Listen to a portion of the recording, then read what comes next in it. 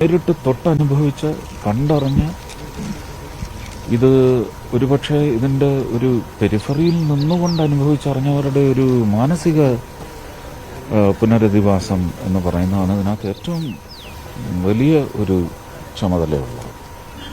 അതിലേക്കാണ് ആദ്യം പോകേണ്ടത്. ഇന്ന് രാവിലെ മന്ത്രി റിയാസിനൊക്കെ ആയിട്ട് കൂടിക്കാഴ്ച നടത്തിയിരുന്നപ്പോൾ അത്തരത്തിലൊരു സംസ്ഥാന കേന്ദ്ര അല്ല, അതങ്ങനെ തന്നെ അല്ലേ. അത് ചോദ്യം ചെയ്യാനോ അല്ലെങ്കിൽ അതിന് ഒരു മറുപടി ആഗ്രഹിക്കാനോ പാടുണ്ടോ? അതങ്ങനെ തന്നെ അല്ലേ. സംവിധാനം അങ്ങനെയാണല്ലോ, അങ്ങനെ തന്നെ ഉണ്ടാവും. നമുക്ക് ആ കണക്ക് കൃത്യമായിട്ട് എടുക്കാനൊക്കത്തില്ല. ഇപ്പം ഡൊമസ്റ്റിക് ടൂറിസത്തിന്റെ കാര്യം പറയുകയാണെങ്കിൽ പോലീസിന്റെ രജിസ്റ്ററിൽ 4 പേരായിരിക്കും ഒരു മുറിയിൽ.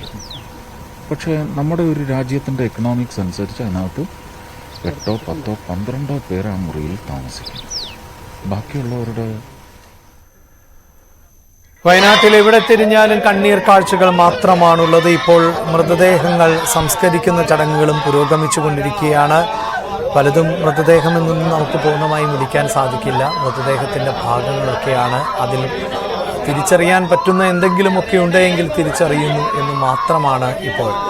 ഈ ബന്ധുക്കളുടെ തീരാനൊമ്പരത്തിൻ്റെ കാഴ്ചകൾ ആണ് നമുക്ക് കാണാൻ സാധിക്കുന്നത്. പലരുടെയും ബന്ധുക്കളെന്ന് പറയാൻ 1-2 പേർ മാത്രമാണ് അവശേഷിക്കുന്നത്. ജീവിതത്തിൽ അവർ ഒറ്റപ്പെട്ടു പോയ സാഹചര്യമാണുള്ളത്. ചില കുടുംബങ്ങളിൽ ശേഷിക്കുന്നത് ഒരേ ഒരാൾ മാത്രമാണ്.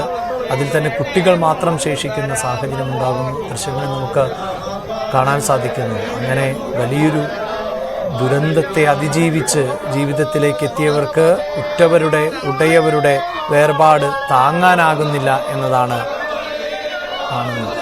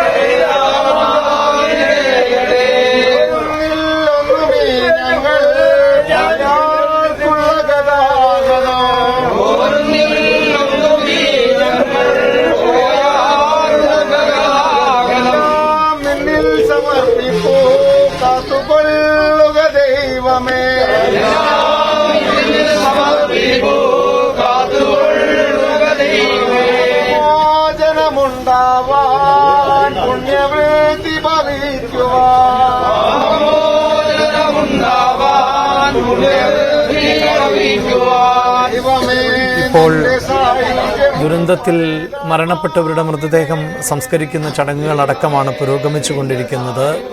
ദൃശ്യങ്ങളിൽ നമുക്ക് കാണാം.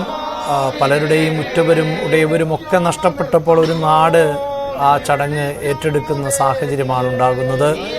വേണ്ടപ്പെട്ടവർ ഇല്ലാതെ ഉള്ള അല്ലെങ്കിൽ വേണ്ടപ്പെട്ടവരും എവിടെയെന്നറിയില്ലാത്ത മൃതദേഹം അവരുടെ ഉറ്റവരും ഉടയവരും ചിലപ്പോൾ മണ്ണിനടിയിലാകാം, ഈ കാണാതെ പോയിട്ടുള്ളവരുടെ പട്ടികയിലാകാം. അതല്ല എങ്കിൽ 1-2 പേർ മാത്രമൊക്കെയാകാം ശേഷിക്കുന്നത്.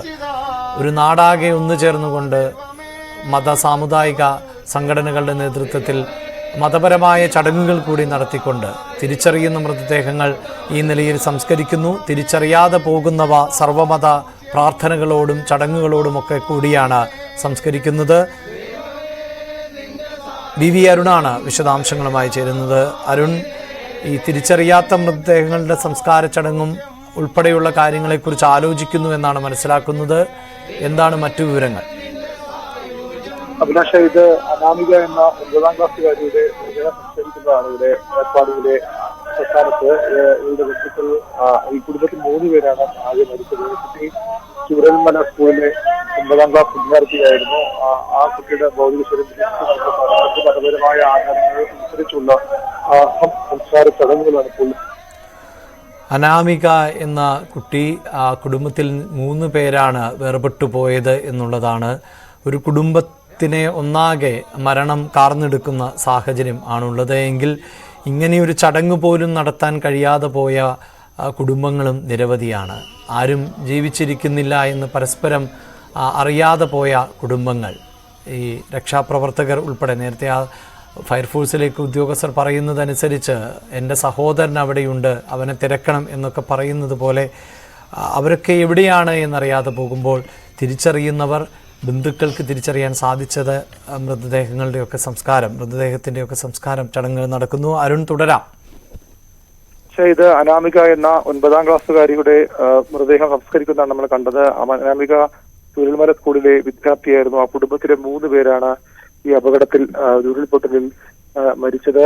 ആ കുടുംബത്തിന്റെ സങ്കടം ശരിക്കും ആക്കം എല്ലാ കുടുംബങ്ങളുടെ അവസ്ഥ തന്നെയാണ്. ഈ ചൂരൽമല മുണ്ടക്കൈ മേഖലകളിലെ ഏതാണ്ട് എല്ലാ കുടുംബങ്ങളുടെ അവസ്ഥ തന്നെയാണ്. പക്ഷെ ആർക്കും കണ്ടു നിൽക്കാൻ കഴിയാത്ത കാഴ്ചകളാണ് ഇവിടെ ഉള്ളത്. ആ കുട്ടിയുടെ മാതാപിതാക്കൾ, അതുപോലെ തന്നെ സുഹൃത്തുക്കൾ, ബന്ധുക്കളൊക്കെ ഈ രീതിയിൽ നിലവിളിച്ചുകൊണ്ടാണ് ഇവിടെ നിന്ന് പോകുന്നത്. ഇത് എല്ലായിടത്തും ഇത് അവരെ സൂചിപ്പിച്ചു തിരിച്ചറിഞ്ഞ മൃതദേഹങ്ങളാണ്. ഇങ്ങനെ തിരിച്ചറിയാത്ത എത്രയോ മൃതദേഹങ്ങളുണ്ട്. 219 മരണം ഔദ്യോഗികമായി സ്ഥിരീകരിക്കുമ്പോൾ 300-ലധികം മരണങ്ങൾ ഇതുവരെ റിപ്പോർട്ട് ചെയ്യുമ്പോൾ ഇങ്ങനെയുള്ള കാഴ്ചകളാണ് എവിടെയും ഉള്ളത്. ഇതിൽ പലതും 171 മാത്രമാണ് ബന്ധുക്കൾ തിരിച്ചറിഞ്ഞത്. അവർക്ക് മാത്രമാണ് ആ രീതിയിൽ ആചാരപരമായ സംസ്കാരം നടത്താൻ കഴിയുന്നത്. ഇതിനു പുറമെ 184 ശരീരഭാഗങ്ങൾ കണ്ടെത്തിയിട്ടുണ്ട്. ഈ ജില്ലാ ഭരണകൂടത്തിന് 70 മൃതദേഹങ്ങൾ കൈമാറിയിട്ടുണ്ട്. ഇനി തിരിച്ചറിയപ്പെടാതെ പോകുന്ന മൃതദേഹങ്ങളുമുണ്ട്. അത് എല്ലാ മതങ്ങളുടെയും പ്രാർത്ഥനകൾ, ഹിന്ദു, ക്രിസ്ത്യൻ, മുസ്ലിം മത വിഭാഗങ്ങളുടെ പ്രാർത്ഥനകൾ ഒരു സർവ്വമത പ്രാർത്ഥന എന്ന രീതിയിൽ നടത്തിയാണ് ആ മൃതദേഹങ്ങൾ സംസ്കരിക്കുന്നത്.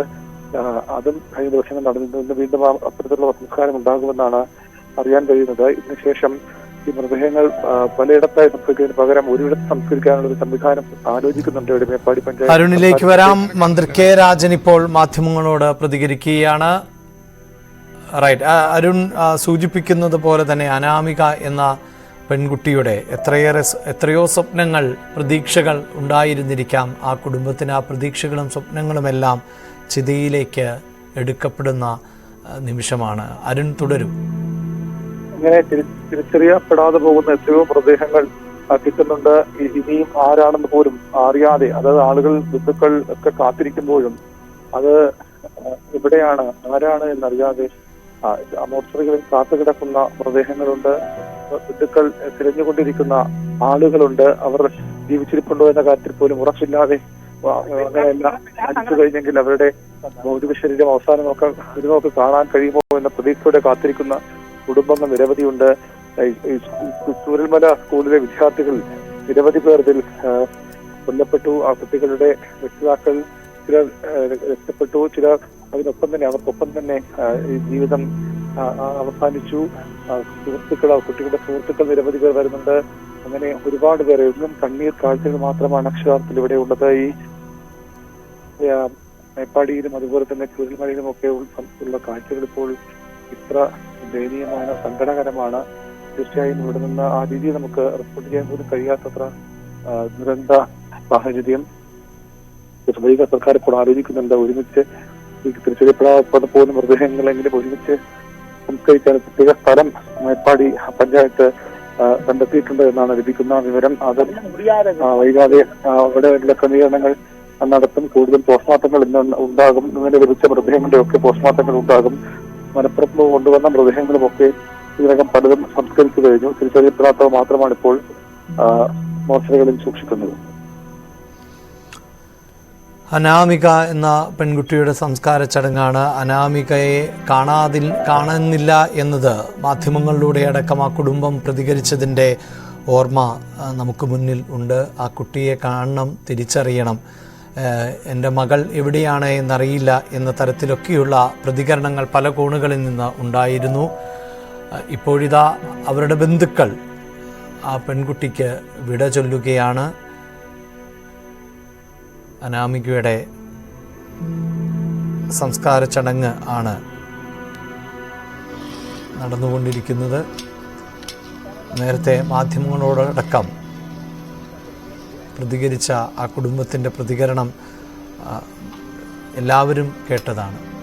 എവിടെയാണ് മകൾ എന്നറിയാതെ പോയതിൻ്റെ, മകളെ കണ്ടാൽ മാത്രമേ ഞാൻ മകളുടെ മരണം ഉറപ്പിക്കൂ എന്ന് പറഞ്ഞ അച്ഛൻ്റെ വാക്കുകളൊക്കെ മലയാളികൾ നെഞ്ചകം തകർന്നാണ് കേട്ടത്. ആ അച്ഛൻ്റെ പ്രതീക്ഷകളും കാത്തിരിപ്പുമെല്ലാം വിഫലമായി. അനാമികയുടെ സംസ്കാര ചടങ്ങ് നടക്കുന്നതിൻ്റെ ദൃശ്യങ്ങൾ ആണ് ഇപ്പോൾ പ്രേക്ഷകർ കാണുന്നത്. ഇത്തരത്തിൽ തിരിച്ചറിഞ്ഞ മൃതദേഹങ്ങൾ ബന്ധുക്കൾക്ക് വിട്ടു നൽകുകയും ബന്ധുക്കൾ സംസ്കാരം നടത്തുകയും ഒക്കെ ചെയ്യുമ്പോൾ ഇനിയും തിരിച്ചറിയാത്ത നിരവധിയായ ആളുകൾ ഉണ്ട്. ബന്ധുക്കൾ അറ്റുപോയവർ ഉണ്ട്, ഏറ്റെടുക്കാൻ ആരുമില്ലാതെ പോയവർ ഉണ്ട്. ഒരു കുടുംബത്തിലെയൊക്കെ എല്ലാ അംഗങ്ങളും മരണപ്പെടുമ്പോൾ ആ മൃതദേഹം ഏറ്റെടുക്കാൻ പോലും ആരുമില്ലാത്ത സാഹചര്യമാണുള്ളത്. അത് കേരളം ഒന്നാകെ ഏറ്റെടുക്കുകയാണ്. അവരുടെ സംസ്കാരം കേരളത്തിൻ്റെ എല്ലാവരുടെയും സാന്നിധ്യത്തിലുള്ള സംസ്കാരമായി മാറുന്നുണ്ട്. ഈ ദൃശ്യങ്ങളിലും നമുക്ക് കാണാൻ സാധിക്കുന്നുണ്ട്. സാധാരണ ഒരു മരണ വീട്ടിൽ നിന്നുള്ള ദൃശ്യം അല്ല നമ്മൾ കാണുന്നത്. ഒരുപക്ഷെ ഈ സംസ്കാര ചടങ്ങിൽ പങ്കെടുക്കുന്നവർ, ചിതയൊരുക്കുന്നവർ അനാമികയുമായി ഒരു ബന്ധവും ഉള്ളവർ ആകണമെന്നില്ല. അനാമിക എന്ന പെൺകുട്ടിയെ അറിയുന്നവർ ആയിരിക്കണമെന്നില്ല. അനാമികയുടെ ജാതിയിലോ മതത്തിലോ ഒന്നും പെട്ടവർ ആകണമെന്നില്ല. അങ്ങനെ എവിടെ നിന്നോ എത്തിയവർ ഉൾപ്പെടെയായിരിക്കാം ഈ സംസ്കാര ചടങ്ങിലടക്കം പങ്കെടുക്കുന്നത് എന്നതാണ് നമുക്ക് ദൃശ്യങ്ങളിൽ നിന്ന് കാണാൻ സാധിക്കുന്നത്.